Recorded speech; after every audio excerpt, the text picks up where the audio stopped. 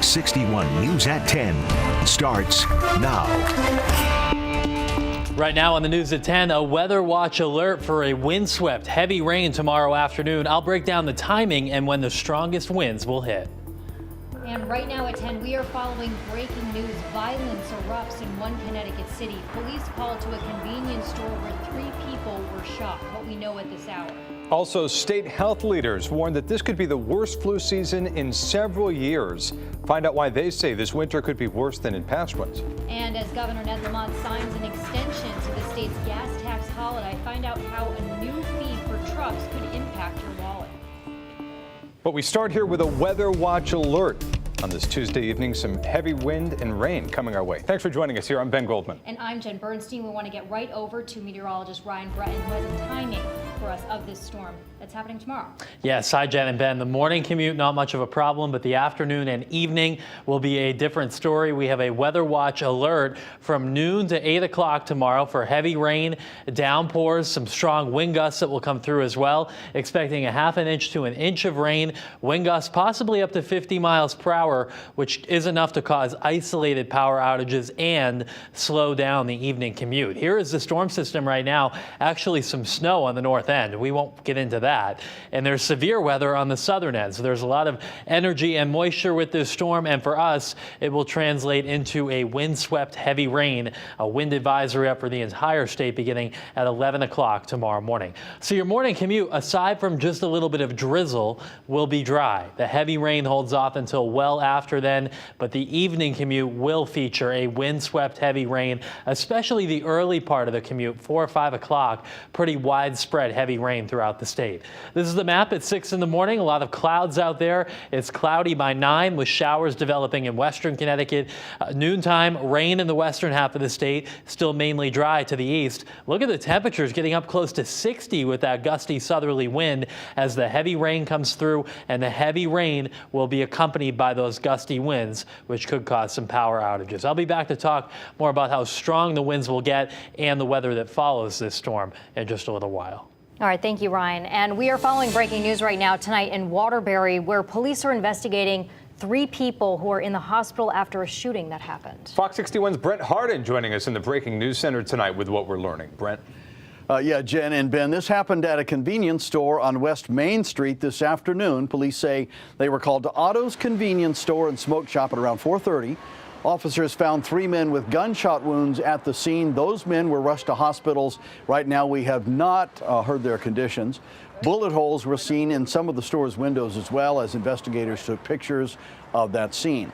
Now, we are working to learn more about the shooting as the investigation continues, and we will pass along any updates about it as soon as we learn new information. Here in the Breaking News Center, I'm Brent Harden. Ben, Jen, back to you. All right, Brent, thank you. We have an update now to breaking news we first brought you last night here on the news at 10 o'clock. The man and woman found dead in a home in Danbury are now being investigated in a murder-suicide. Officers found them on a basement bedroom floor while conducting a welfare check in the home on Clayton Road yesterday afternoon. Police believe one person shot the other before turning the gun on themselves. The two share 3 children who are being cared for now by family members. Well, tonight we are hearing from Randy Cox's family for the very first time since 5 New Haven police officers were arrested in connection to his case. His family spoke outside of City Hall today with renowned civil rights attorney Ben Crump. Cox was paralyzed while in the back of a New Haven police transport van back in June. Cox's sister called the misdemeanor charges against the officers a slap in the face. If you have somebody driving recklessly and they cause someone to be paralyzed, they will be charged with assault with a vehicle, right, Jack? And that's a felony. Back in September, Cox's family lawyers filed a $100 million lawsuit against New Haven. They also asked the city to help get Cox to a better medical facility. The city says it will sit down with attorneys to make that happen. And new tonight in the Health Watch, public health officials are warning that this flu season could be worse than the last few years. Connecticut already reported its first flu-related death earlier this month. Fox 61's Gabby Molina joining us live at the Department of Public Health to explain why this winter could be particularly rough. Gabby. Ben and Jen, usually it's December through March that we see the flu season kind of get to its worst point. But this year, we've already seen 6,000 cases of the flu and more than 100 hospitalizations. So it's a much earlier start that could point to some trouble ahead. Connecticut health officials say this flu season could be the worst one in years. The flu season, we're going to expect it to be very busy. And I would expect it to be busy. The peak will probably hit earlier, but we're already starting to see the rise in cases. It's already the earliest flu season in the last 4 years in our state. And experts say it's expected to surge in the coming winter months. There's a few reasons why we could see the flu hit harder this season. Vaccination rates are fairly low. There's a lot of vaccination fatigue or hesitancy. Number two, all that masking that we used to do is no longer in place, so that's going to increase our potential transmission. And now there's very little immunity from the last couple of years when people did take precautions, leaving people more susceptible to getting sick. You know, we always have to be watching out for our oldest age groups because they're going to be the most susceptible to everything. The Department of Public Health announced the first flu-related death this week. A person in their 50s from New London County. The flu, not the only respiratory illness out there. Continued concerns over COVID-19 and a surge in RSV cases have health experts expecting a so-called triple-demic. This is the first season we've had with all these viruses competing with each other. The good news is it's not too late to take steps to help keep yourself and those around you healthy. It's never too late to get your flu shot. Even in February, we're still encouraging it. Even in March, we're still encouraging it. The reality is masking during the respiratory season, whether people think it's onerous or not, kind of makes sense if you don't want to get sick. And the Department of Public Health has teamed up with local health departments to bring flu clinics all over the state. To find one near you, you can visit our website, fox61.com. Live in Hartford, Gabby Molina, Fox 61 News. All right, Gabby, thank you. Well, the reward has been increased tonight as the search continues for a Naugatuck father accused of killing his baby daughter. The FBI and state police are now searching for 31-year-old Christopher Francisquini, who they say killed 11-month-old Camilla. Detectives say that they're working around the clock to now find Francisquini. The FBI is now offering a $25,000 reward to anyone with information leading to his arrest. The FBI of New Haven releasing new photos of his tattoos in hopes that you recognize him. Baby Camilla's family laid her to rest over the weekend. The family holding a private ceremony and police tweeting out this photo of baby Camilla. Anyone with information, again, should contact Naugatuck Police.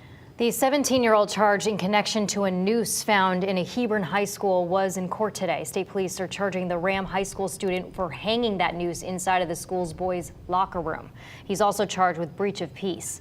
The NAACP held a news conference this afternoon calling for the student to be charged with a hate crime. And new at 10, the gas tax holiday is extended one more month, but for those who rely on diesel fuel, they may wonder what it means for them since diesel was not included in that tax holiday. The 25 cents per gallon relief was supposed to expire tomorrow, but it'll last through the end of December before being phased in over 5 months. Fox 61's Tony Black spoke with one company about how people may pay more as new fees on trucks go into effect. Whether it's the gasoline to put in your car or your milk at the grocery store, everything's affected by the price of the diesel fuel. The movement of petroleum is a big part of business at Texas Oars Fuel in Meriden.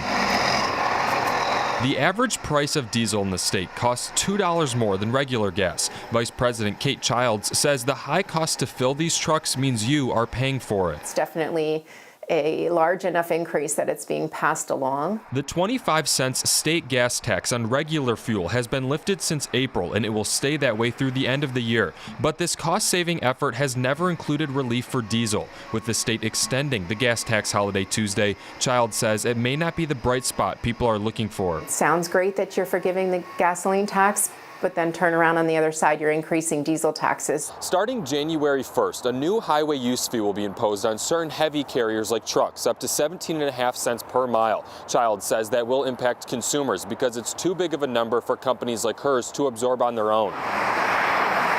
Now that we have more fees, we're just passing on more and more, and at some point, we want a relief for our customers. When the use fee goes into effect, it would be the second increase in 6 months. It increased by 9 cents in July. The president of the Motor Transport Association of Connecticut said in a statement to Fox 61, quote, policymakers passed this measure in 2021 prior to knowing about our burgeoning state surplus and the hundreds of millions of federal infrastructure dollars that are coming to the state. New tax dollars to support infrastructure improvements are simply not needed, adding it's consumers who will likely pay for it. There's plenty of money that these people of Connecticut are paying in the form of taxes that we could fix the roads. It just needs to get to the right spot so it can be used that way.